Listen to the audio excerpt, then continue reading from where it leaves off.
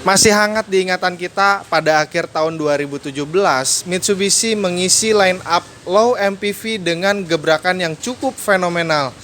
Kondisinya inden, tetapi data penjualan dari Mitsubishi Expander mampu mencatatkan secara agresif untuk menempel ketat dari data penjualan rajanya low MPV, Toyota Avanza.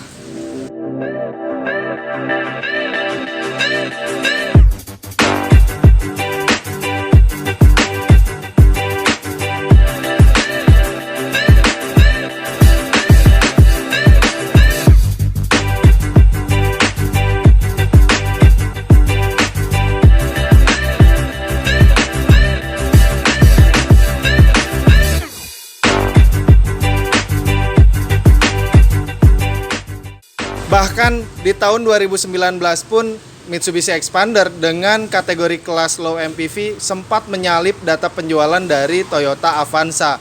Walaupun memang tidak berlangsung secara lama, hanya kurang lebih dalam kurun waktu 2 bulan saja, dan secara akumulatif Mitsubishi Expander memang masih kalah di data tahunan penjualan akhir 2019.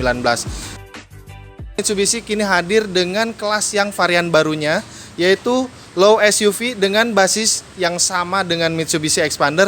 Ini adalah Mitsubishi Expander Cross.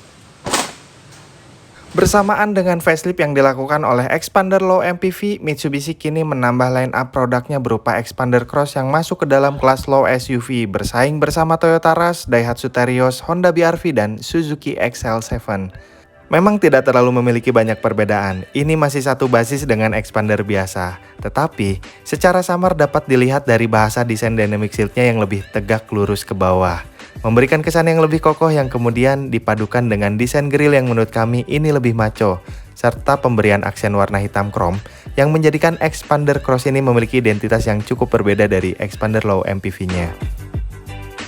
Selain itu, di sekujur bodi eksteriornya mendapatkan penambahan over fender, side body molding, serta desain body bumper yang lebih tebal. Namun, apabila Mitsubishi hanya merubah tatanan desain bodi eksteriornya saja, bisa jadi produknya dibully habis-habisan.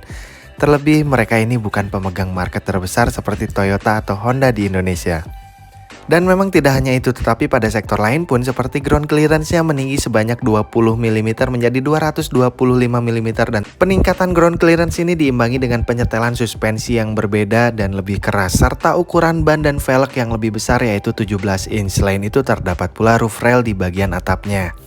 Selain dari utilitasnya, sepertinya Mitsubishi cukup memperhatikan dari nilai estetikanya. Untuk di bagian mesin, tidak ada perbedaan dengan saudaranya. Mivec DOHC 16 katup 1,5 liter bertenaga 150 horsepower dan beroda penggerak depan. Dan pemilihan transmisi otomatis konvensional cukup tepat untuk merespon bobot mobil 3 baris di tanjakan. Namun, tidak menghilangkan dari kenyamanan mengemudi. Mitsubishi Expander Cross ini sudah mendapatkan sentuhan facelift yang hampir sama dengan Mitsubishi Expander yang di bagian low MPV. Dia mendapatkan position lamp udah LED, headlamp juga sudah LED, dan fog lampnya juga sudah LED. Nah, sekarang saya sudah bersama dengan sales Mitsubishi Mahligai Cibabat Cimahi ya. Halo, apa kabar? Sehat? Ini kita lagi PSBB, nggak boleh salaman. Ini namanya Rizal, sales Mitsubishi Mahligai Cibabat Cimahi ya, Jal ya.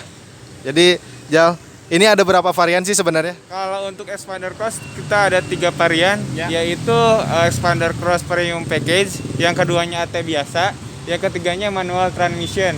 Gitu. Jadi yang paling rendah cuman manual doang ya? Nggak ada macam-macamnya lagi ya? Nggak kayak di Expander biasa kan ada GLS, ada Exit, ada Sport, ada Ultimate. Kalau ini cuman yang paling tinggi Premium Package doang ya? Premium Package aja sih. Bedanya sih Premium Package sama AT biasa. Premium Package sudah pakai kaca film pikul. Cuman kaca film Vikul doang? Ya, pikul terus ditambah lagi jok kulit.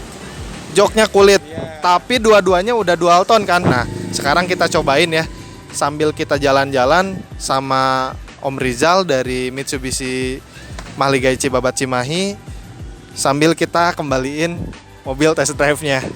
Ya. Impresi pertama kali gue masuk ke kabin interior ini cukup mewah di balutan setir khususnya. Nah, setirnya udah setir kulit, kemudian ada perpaduan dari panel woodnya bernuansa black piano, palang kanan kirinya terisi oleh tombol-tombol yang cukup komplit menurut gua di kelas LSUV ya. Dia sebelah kanan udah pakai cruise control, dimana beberapa saingannya belum ada yang pakai cruise control. Nah ini untuk Xpander Cross ini dari tipe yang biasa otomatis sampai dengan tipe yang premium package udah dapat dari cruise controlnya itu sendiri. Yang kedua sebelah kiri itu dia selain dari audio switch controlnya, dia juga ada tombol-tombolan untuk telepon ya. Tuh, voice command juga ada. Voice command juga lengkap ya. Iya. Jadi ada tombol tutup telepon, tombol angkat telepon, voice command, pencari sinyal, mode, dan volume audio ya. Betul. Dan ini nih yang paling mengesankan menurut gue pribadi adalah balutan piano, black pianonya di bagian setirnya ini. Top banget. Nah, black pianonya nggak cuma nyampe setir doang, tapi dia ada di bagian panel door trim, kemudian ada di bagian area transmisinya juga. Jadi ini lumayan cukup memberikan kesan yang elegan, juga mahal juga lah ya gitu, bukan mobil-mobil yang biasa aja gitu. Dan untuk kisi-kisi AC-nya mengingatkan gue ke mobil Mitsubishi yang agak-agak jadul ya. Kemudian dia dual tone. Dual tone-nya itu dia ada balutan warna coklat dan warna hitam. Padahal ada warna silvernya juga sih. Tapi kalau warna silver itu yang ada di Xpander biasa juga ya Jal ya? Betul, ada. Tapi kalau yang warna coklat ini nggak ada di Xpander Cross, di Xpander biasa. Nggak ada. Dia cuma hitam biasa aja. Hitam. Oh. Dan untuk material bahan kualitasnya ya, untuk kelasan LSUV rata-rata memang ini banyak jahit-jahitan palsu, banyak juga plastik-plastik keras, dan harap dimaklum ya karena memang persaingannya juga memang seperti itu. Kecuali ini Jal, Yep. Rusty RD. Betul. Kalau setahu saya Rusty RD itu dia udah pakai ini ya, soft touch walaupun bahannya tipis. Ya. Nah untuk MID juga dia udah lengkap, setara dengan Pajero Sport kalau gua bilang sih ini Jal. Ketika kita pertama nyalain bodi mesin mobil, itu ada siluet mobil Xpander, kemudian ada catatan record untuk servis ya Jal ya. Betul. Ada catatan full consumption-nya juga. Terus ada apa lagi nih infonya di MID nih? Ada eco dan lain sebagainya. Ada peringatan isi bahan bakar, trip A, trip B, Dan ada pengaturan bahasa dan alarm buat istirahat juga sih. alarm buat istirahat. Betul. Apabila nanti mau berkendara jarak jauh, terus misalkan dari Bandung ke Jakarta, nah itu bisa disetting dengan pengaturan di tombol MID itu. Nanti pasang alarm setiap misalkan 2 jam sekali atau 3 jam. Bisa ya? Bisa. Biar nggak ngantuk kayak gitu. Betul. Cakep juga sih. Nah selain dari ngomongin kabin interior ini, menurut gua Xpander Cross khusus di low SUV ya, dia memang gini, di bagian panel AC-nya dia sedikit agak ketinggalan zaman.